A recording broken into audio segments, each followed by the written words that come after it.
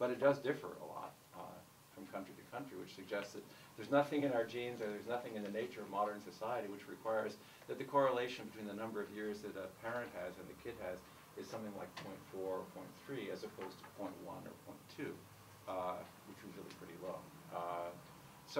But then let's take it the next step further. So now we move into a society in which wealth is information, knowledge, affect. It's a smile. It's the things that you transmit in the airwaves. It's the pleasant manner of a server at your table, or the caring affect of somebody towards the elderly who they're taking care of. Now, ask yourself, what's our economy today? What's your picture of it? Smokestacks and fields? Forget it. That's history. That's not what the American economy is about. The vast majority of people in the American economy are doing just what we're doing now. They're talking to each other. And they're taking care of each other, or they're producing ideas, and so on. I mean, I say vast majority. I mean, there's far more people doing this than there are producing goods and services. Now, the stuff we're doing, what's the wealth that we have? Well, partly it's, it's skills, it's verbal skills, it's knowing things, it's knowing how to act in some way that'll get people to come along with you and stuff. Now, why is this important?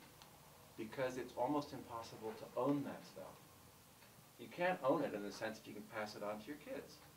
Now, by the way, I happen to think that a lot of stuff is passed on to our kids genetically. I know some people may disagree with me about that. I think there's quite substantial evidence that it is. But whatever it is, it's very, very low compared to the ability to pass on real material wealth. And so we're moving now into a world in which what matters has two characteristics that is very good for the egalitarian possibilities of the future. One is it's hard to own it, and the second is it's hard to give it to your kids. It's hard to pass it on. And those two facts are going to make it much easier to have egalitarian outcomes in a modern economy. Conditional on, of course, intellectual property rights of the type which is now advocated by the U.S. government, but not very actively by most other governments. If the U.S. should succeed in the kinds of property rights implementation that it is now advocating, I would have to modify what I'm saying. I don't think that's because I think there is no economic wisdom to the kind of intellectual property rights that are now being advocated. And I think it'll cripple any economy which really undertakes it.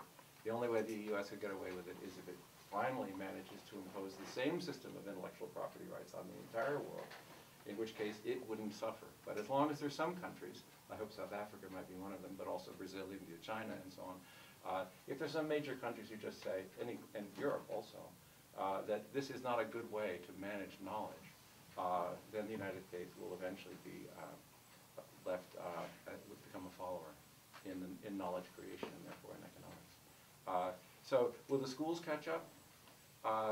I don't know. I mean, I'm quite optimistic about the future because of the knowledge base of the economy.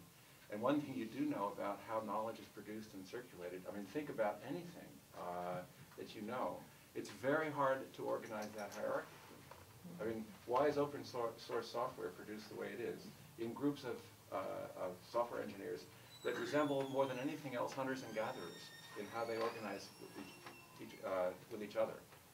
It's a cooperative group in which reputation matters, but ownership is not part of the picture. So I think we're moving into an economy which has the possibility of being much more egalitarian and much less hierarchical. And if so, there may eventually come a day in which John Dewey's wonderful image that we could actually prepare our youth for the future would mean that we had to prepare them to be fully intellectual, cognitively skilled, flourishing human beings with a commitment to fairness. Because you can't organize, for example, a team of software engineers if one person's getting paid 2 or 3 times what everybody else is getting paid. So that's, I think that's possible. And I don't mean it's here now, after all. The so-called knowledge economy is still, it's not the whole thing. And in much of the world, the production of goods and services, remains absolutely essential and very important. There are a lot of people in the world who, there's a big North-South issue here, because the North owns all the copyrights and the South needs them. But there's also a North-South issue in material goods, and in most of the world people lack things, clothes, a roof and stuff, and that's produced by the same old economy, the smokestack and field economy that I said is in America a thing of the past. Oh, that's a long answer. But after all, I was dealing with 20,000 years in the future also. I don't know how far we're going to go. You start with hunter-gatherers, I guess you can talk about the distant future too. Or two.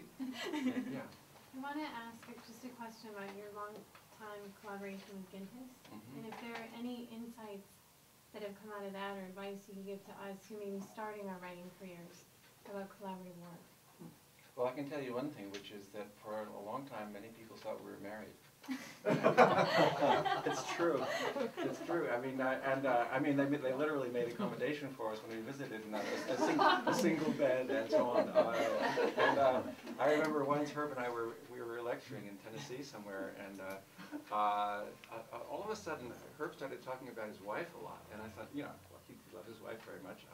But why was he talking about his wife so much? It turned out he was trying to sort of let people know that we didn't want to go after dinner to one of the gay bars that they'd invited us to go to. I mean, we weren't opposed to that, but we kind of thought they probably didn't understand our relationship. I worked with Herb since 1968. We talk on the phone, or now Skype, almost every day, and we have done so over that entire period.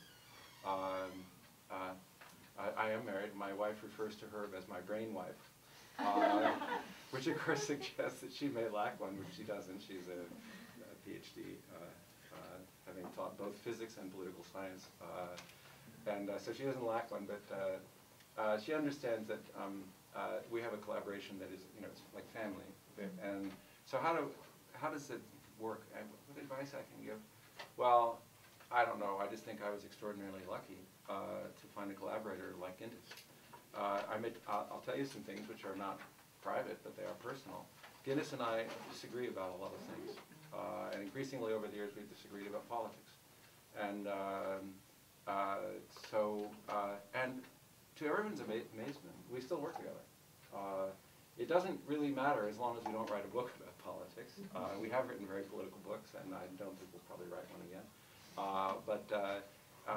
It just didn't matter. I mean, it has led to some tensions over, you know, things unrelated to our work, but I think the main thing that happened very early on, and I'm sure those of you who collaborate with others have found this out already, your work is going to be a whole lot better because this other person is working on it. And you just know that right from the start.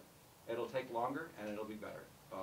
And you discover, I should say, if you don't discover early on that at least half the time they're right and you're wrong, get a new partner. Because discovering that was, I mean, when both Herb and I realized that when we had a disagreement, we didn't enter, we sometimes fought pretty hard about it, but we never had a presumption that we were right and they were wrong. We just wanted to make sure we got to the bottom of it. And the other thing we did is we never compromised, ever. We never just split the difference, not once. Years ago, we had a very, very long, dramatic argument about immigration. And we had differing views on that. And it went on and on and on. And years and years of ongoing discussion. And we finally wrote a paper about it, which we both put our name on. And but that was 8 years. 8 years of struggling with that issue. And I, you know, by the way, I'm not sure I have the right position on that today, on the stuff we were writing about. But I think it's a very engaged thing. It's a love relationship, a very deep love for him and respect. It's like being married. I mean, this joking about being married and brain wife is not so different.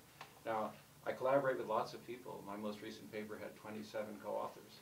And I'm not a bigamist, so I'm not married to all of them. But so obviously you have different kind of things. You know, sometimes you have a huge research team, like they have in physics and increasingly in the social sciences. But a collaboration like that involves a real commitment and huge benefits.